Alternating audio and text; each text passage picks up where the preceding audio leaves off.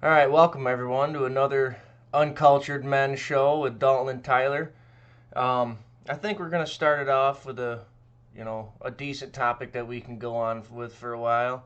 I'm sure you've noticed in your daily life, just in general, with people you talk to, that it seems like a lot of people just don't want to talk about politics. Am I right?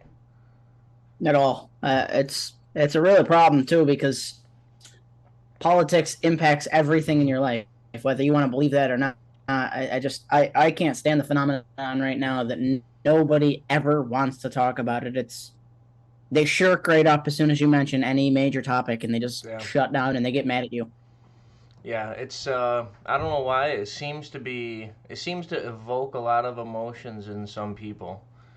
A lot which of is weird people. too because like I said something the other day about Ukraine, like a half-hearted joke about something.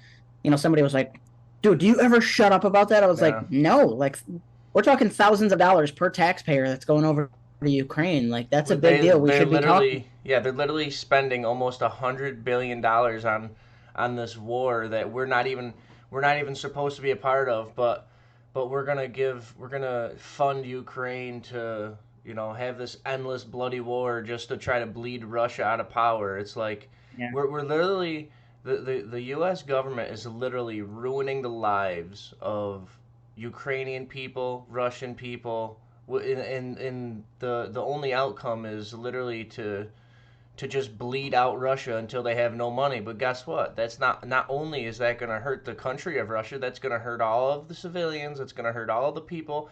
It's going to hurt all of the people of Ukraine. Like this is an endless bloody war, like Afghanistan. It's I don't know. People. It's it's just a question mark that I have. I like so many people get all bothered when you're a Putin apologist. I don't think Putin's a great guy, but I have a lot of questions about Ukraine being the second most corrupt country in the history of the world behind us. I mean, why are we funneling money back and forth between us and them? And then I bring it up to somebody and they just immediately want to shut it down. Yeah. It's we're talking like close to $400 per American citizen that's gone to Ukraine. $400, not even per tax-paying citizen, per American citizen. Yeah. That's insane. That's pure insanity. And so the fact that nobody wants to talk about something like that, or abortion for a good example, which I think is straight up murder. So obviously I want to talk about it. We're talking about 1 million a year. Yeah, we can You talk. know, Let's talk people about that want to later, talk though. about We got a good segue for that. yeah, of course, but people want to talk about only things that are convenient to them. But I've noticed you and my friends, we could be talking about football or soccer, playing Xbox or whatever, and then as soon as somebody mentions something political, it's just they jump down your throat and defensive, and like they almost get angry, like Yeah. really angry. Yeah. I don't wish I had like a syndrome name for it, but it's bad. Yeah, I don't remember if I mentioned this on the last show or not, but my dad had a buddy that, well, he was a neighbor that, for some reason, everyone wants to complain about the High prices. economy or high prices or everything, but no one wants to talk about what the problem is, right? And as soon as we start talking about like what's causing the issues, everyone seems to get tense, everyone seems to get emotional. It's like no one can just have an open-minded debate, and it's not even like I feel like the people that don't want to talk about politics feel like you have to be an activist in order to change things, or we just can't, or they just think that nothing can change, right? They just think that Yeah. people can't change anything that's going on, right? They, I don't know. I feel like so people I get think so that's nihilistic about you almost got politics. it there with the activism thing because I've been called an activist a lot of times, and in some cases I am like the pro life thing. I'm a pretty big activist. Right. I donate money and I post things and I want people to know like, hey, I don't agree with this. On other things, I'm not so much on like the economy. I'm not an activist. I'm just raising awareness to what works and what doesn't. When somebody Right. says, oh, like Cardi B, for example, was on TikTok or something saying that grocery prices are high. Um, I think she's dumber than a box of rocks, and bad for the culture. But when somebody like that speaks up for grocery prices being high, and then she doesn't know why, Yeah, when but in even reality, it's everyone even funnier with knows that the government's stepping in the way. It's it's a even supply funnier chain with issue Cardi B because though. It's funny what do you because mean? that's the kind of person that she'll stand there and complain and say that it's not just tax or it's not just the politic issue. She had an entire video complaining about how she gets all these taxes taken out of her pay and everything, and she's complaining about it. And then she goes on and does an interview with Joe Biden saying, "I want the free college. That's all I want." Well, guess what? We That's have gonna care raise for your college. taxes again. So They it's don't even know like, it. They're just so dumb. I think that they think that the money is literally falls off of the trees like the leaves in the fall. yeah, It's just pure absurdity. So many kids because that was another problem that came about because I'm a college student and I'm in medical school, so I've been in school for like it's not medical school, pharmacy school, just to clear the air for the listeners that are going to jump down my throat with nuance, but it's a medical based school. So I've been in school for 8 years and I'm pretty heftily in debt. So when the debt thing came about, the repayment, I was totally against it because I'm the one that signed the contract. I should pay the loan. And then they were saying that they're going to give the loan money back. And I said, first off, it's illegal. He can't do it. It's very convenient. He's timing it around an election. And then people were like, well, that's a conspiracy. Why would he do? No, he's timing it in October because the election's in November. right. Then come December, it's going to get shot down. And it did. But my stance is people ask me, well, are you going to apply for the loan forgiveness? I'm like, hell yes, I'm going to apply for the loan forgiveness. Are you kidding me? You think I'm going to not take the $10,000, $20,000 that they're going to give me and then also pay the higher taxes 2, 3, 4, 5 years down the line? That would be pure insanity. Of course, I'm going to take the forgiveness. And people would just call me hypocritical. But all I'm trying to say is, you guys are just Where you're just gaining insane some because of your tax dollars back technically, but the deeper problem, money. it's an even deeper problem than that because if you think about it this way, if these colleges see that, so first of all, student loans are the biggest scam ever created by the government. I mean, I'm sure you know more about it than I do. It's a government loan that is the only loan that cannot be erased by filing for bankruptcy, and the interest is crazy.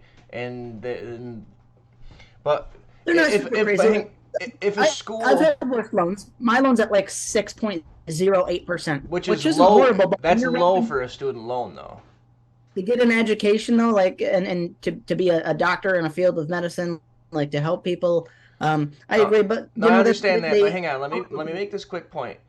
So if a school sees like they're incentivized when they see that there's a student coming in that's going to be taking student loans because in that aspect they're going to get paid regardless. The schools are, they're going to get paid the money by the government, and now the person that's getting the crap end of the stick, the student has to pay it back to the government. So the school doesn't really care if you pass or fail. They have tenured teachers. They really don't care. They're just there to collect their money and teach you. There are some good teachers that really want to help the students and really want to learn. But from my experience, and I'm sure from your experience, I've had plenty of teachers when I was in college that really they were there to collect a paycheck and they were there to spread their propaganda, their leftist propaganda, and they really weren't there to teach anything too specific, well especially with. on the money. But hang on, I'm sorry, I keep cutting you off. No, you're But good. so to bring it all back to the loan forgiveness, if a school sees beyond the government loan that someone is going to be collecting like $10,000, let's say 10 or 20, because it wasn't that high, it was only $10 or $20,000 that Biden promised. So, I mean, to someone like you, that's literally nothing on your loan. That's a Not even scratch. 10% of my loan. Yeah. But but if a school sees this, guess what? Your tuition's going to be $10,000 more now. If they see that the government's just going to give everyone an extra 10 grand, they're just going to raise their tuition by 10 grand. I mean, it's that Yeah. simple. And if you're Yeah. if you're a school and you're not doing it, you're missing out. You know what I mean? It's Yeah. opportunity, and they're creating opportunity in the worst way. They're literally creating it in the It worst was way. there was the same problem with like the child tax credit. We're going to give people a $4,000 child tax credit. Daycares are going to look at this and they're going to be like, well, we're going to raise our prices. So, Yep. of course. I mean, why Yep. wouldn't you be stupid not to? But on the college thing, there's the these people are smart. They are intellectuals. I'll say that. They have their stupid propagandist ideologies, but they're intellectuals, and the people that are in charge of it know the money and how the money comes in too. So the best students are the students that fail the courses but don't give up and they keep coming back, because then they have to pay for the course twice. Twice, yeah. And Right. they keep going. They do have an incentive to keep you in the school because it makes them look good, because their graduation rate, they post it on their website, and it's 91%, and then they get more money, because if I stay there for 4 to 8 years instead of one and fail, they get more money out of me. Because Depends that's on the another school. that's another thing too. Is I saw a billboard the other day for a local college, and I was like, oh, I wonder how much that costs. If the billboard costs them $1,000 to put up for a month, all they've got to do is attract one student, and they've made back that money Yeah. and then some, by a lot, and really for no extra work, because to just squeeze one extra student into classrooms doesn't really take any resources away from them. So these people are smart. Yeah. They know how to steal, You know what I want to and see?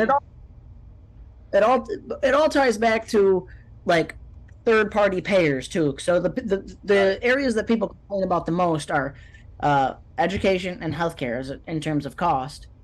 Where's the federal government as a third party payer involved the most? In those, Education, yeah, exactly. healthcare, How and that's I how it just always goes. Whenever the government gets its hands entrenched in any institution, it seems to screw it up. you're in trouble. It's either, but the thing is they're not proactive with helping any situation, any problem. It's always a slow. I wouldn't even say reactive, because they don't react to the problems. I mean, if you have a problem, they might figure it out in 5 to 10 years. You know what I mean? But the amount of money that they're going to be dumping into it the whole time should have been enough to solve it, 5 or 10 years ago. So That's what I always say. There's nothing that the government can do that the private industry cannot do no, better, and there's for no cheap. incentive though. That's why. I mean, if you have the government coming in, Not, who's not even who's keeping them in check? Like, I mean, you don't have regular people. Like that's one of the problems with why people don't want to talk about politics. I mean, how many people could literally go in if they had the will and the way to do it? How many people could literally just pay attention to what our school board, like, to maybe get on the school board, maybe, or just go to a school board meeting, go to maybe. a school meeting. Yeah, Yeah, just pay attention to the stuff. If you're really worried about this stuff, I mean, you can go make a change. I mean, not even it's not that's not even the problem. I think, like, tying it back to the what is the problem with people not willing to talk about politics, like, ever. Most people are like, that's not happening. When I say that they're talking about transgenderism in the schools, or that there's potentially some fishy stuff going on in the classrooms, that's not happening. Go to a school board meeting, they openly and publicly talk about it. yeah, Because I've gone to a couple, and they just openly talk about this stuff. right. Because they gave me 3 minutes on the floor, and I'm asking them, like, what are you guys doing with masks, and why are you still wearing masks? They love it. They don't care. They laugh at you. Well, they've said that You know they it. literally wear masks just to show that they're not a Republican. At this point. But Right. also, I was talking to my fiance the other day, and I see people outside wearing masks. They're walking, with their husband and wife. One of them's wearing a mask, one of them isn't. They're both wearing, like, you live together, Yeah. and you're outdoors, and there's nobody within a quarter-mile radius Yeah. that's not in their car, But no one wants to because it's talk about free. that. No one wants to Like, talk about that. that to me isn't a political move. Those people, I actually genuinely feel sad for, that they're still Well, propagandized, they have to have because some sort of brain damage or something. Like from either from wearing the masks and having like oxygen loss or something. There has to be, because there's hypoxia. no way Yeah. there's no way you can tell me that after the last 2 years, after all of the information that's come out, you literally would have had to actively seek out the opposite information of the truth, because I don't know how you couldn't get slapped in the face with it. You know what I mean? There's Well, it depends on what you're watching, though, because, dude, I just saw a video, not just like, reality. Just this come one to about. reality. Don't even watch the news. Even if you didn't watch the news, it's like you would have to walk out into the public and see that there are people who are living regularly, are living normally. There are And people there's that yeah, like, how do you yeah. not see this? Like, people are not dropping like flies. Like, Well, they are, but from something else. Yeah, not yeah, yeah, right, right. From a They're possible, from the same issue, but it was the supposed solution yeah, that they're the dropping like solution to the flies from. problem is what's dropping people. What's causing them to drop like But flies? hey, Random heart attacks. that's another big thing that no one wants to talk about, right? I mean, Oh, look at massive, all the massive. sports So players. let me really quickly bring this up. So the Yeah.